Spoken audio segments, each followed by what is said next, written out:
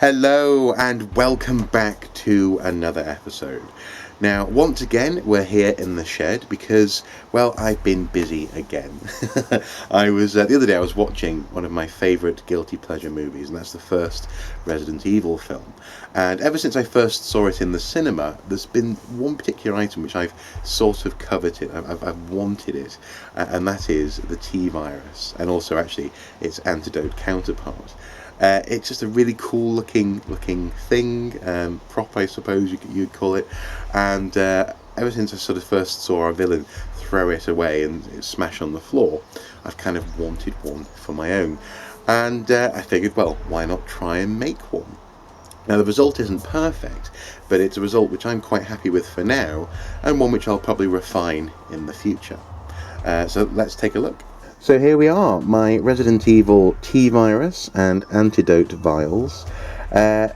Making these was an interesting challenge, and usually what I'd show you would be one in progress and then sort of come back to show you the finished article in a separate video.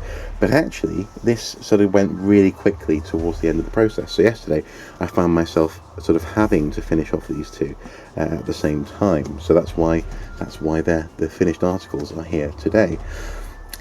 This was in many ways a very simple project, but in other ways a bit of a challenge to bring together the parts in the right way.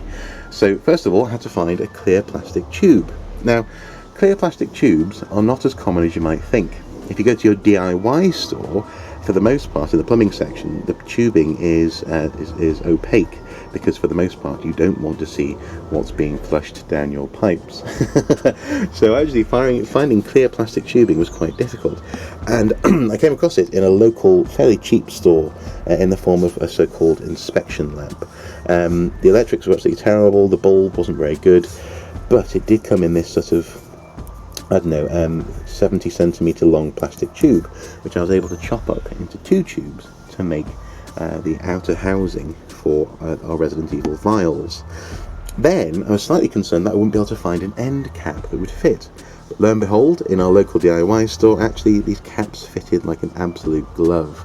They're black, and they did come with a collar around the base, which I decided to trim off for the purposes of this project.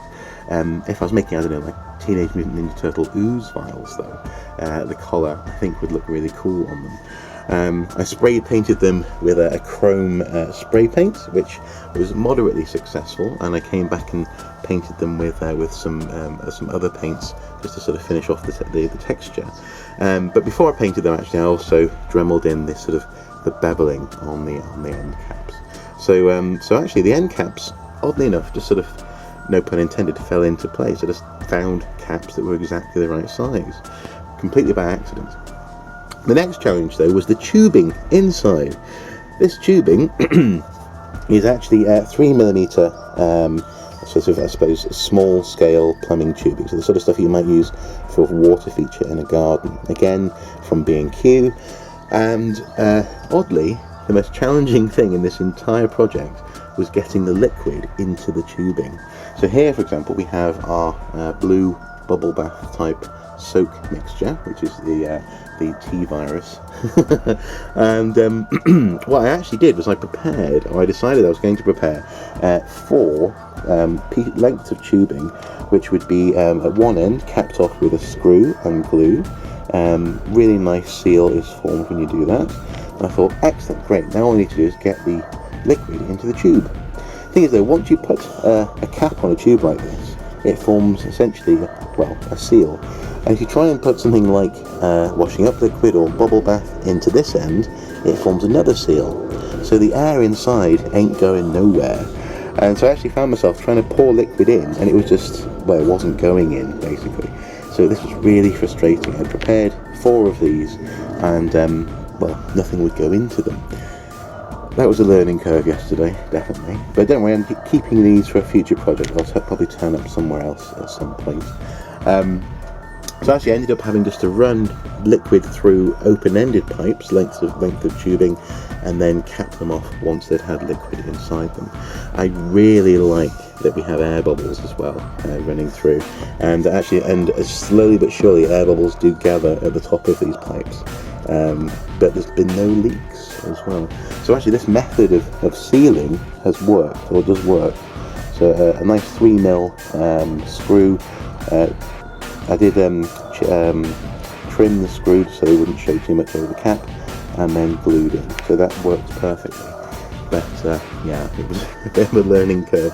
And then really it all came together very, very quickly.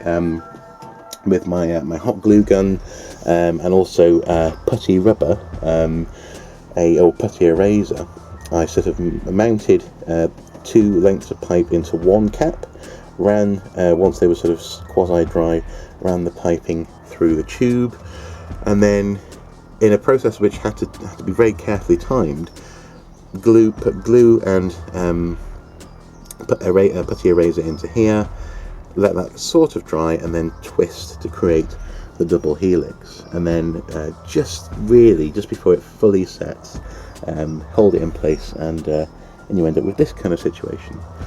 Now there are changes that I would make in the next instance of this design. I'd probably actually, instead of using quite the volume of glue, because for example I'm not entirely happy with that glue that's down there, I'd probably actually use some sort of solid mounting, so maybe a crossbar across inside the cap that would sort of cause the cables to sort of catch and twist on the bar, kind of thing. So as you twist, essentially a more mechanical solution as opposed to glue.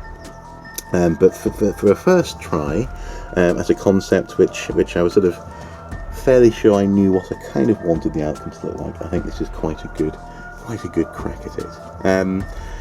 It's not perfect. The scale of the tubes aren't exactly dead on, and also the rate of turn in the double helix could be tighter. And again, I think that could be achieved with a mechanical as opposed to a glue solution, for mounting them into the end caps.